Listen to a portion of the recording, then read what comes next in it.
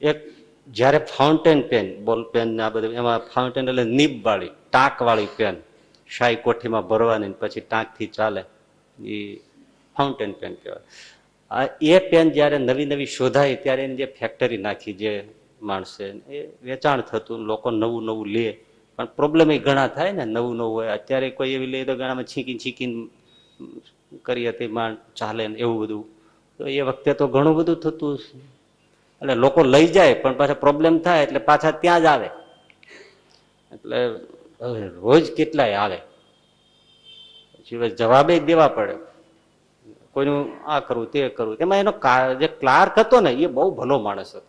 એટલે ગ્રાહકને બિચારાને પૈસા પડી જાય મોંઘી વસ્તુ અને સંતોષ થાય નહીં. સંતોષ થવામાં કારણ શું કે કરે શું, ખોટવાયા પછી અથવા હાલે નહીં તો હવે નવું નવું સંશોધન બીજું શું જાણકારી હોય. એટલે ક્લાર્કને બહુ દયા ભાવ. ગ્રાહકના 5 પૈસા આમ જાય ને એનું મોઢું પેલું થઈ જાય તો બિચારાને દયા ભાવ આવે. એટલે જરા પછી કોઈ આમાં હોય ને એટલે ઓલાને કે તમે છે ને આ પેન મૂકતા જાઓ, હું રિપેર કરી દઈશ, ગમે તે, હું તમને સંતોષ થાય એવો. બહુ પૈસા વાળા હોય તે તો ફેંકીને વ્યા જાય, જે હોય થાય. પણ કોઈ સામાન્ય માણસ હોય ને, લખવાનો શોખ હોય ને, એ જ બિઝનેસ હોય, તેને બહુ મોટું હોય ને કામ. એટલે આ બિચારો લઈ લે, રાત દી મથે, ખોલે, હરખું થાય એટલું કરે, કોઈની સલાહ લે, આમ કરે તેમ કરે, અને ચાલતું થઈ જાય. એવું કરીને પછી ઓલા આપે, બહુ રાજી થઈ જાય. ત્યાં રોજ આવું આવું કરવા માંડ્યો. એટલે ઓલા ઓનર માલિક હતો ને પેનનો, એને ઇન્સલ્ટ જેવું લાગ્યું કે આ મારું વચમાંથી આ શું કામ માથાકૂટ કરવી જોઈએ, નિર્ણય અમે કરીએ.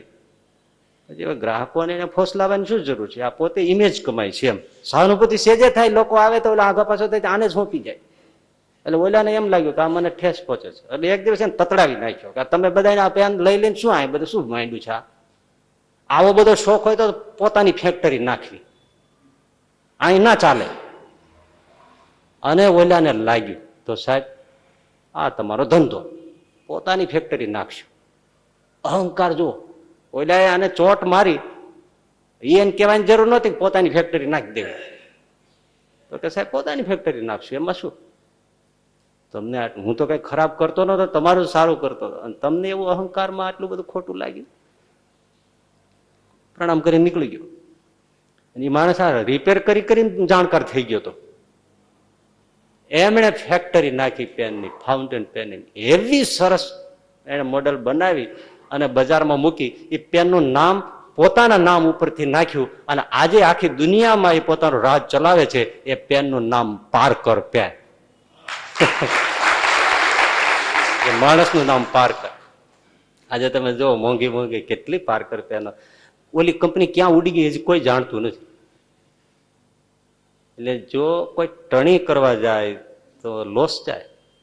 વિનમ્રતા બહુ મોટો ફાયદો છે.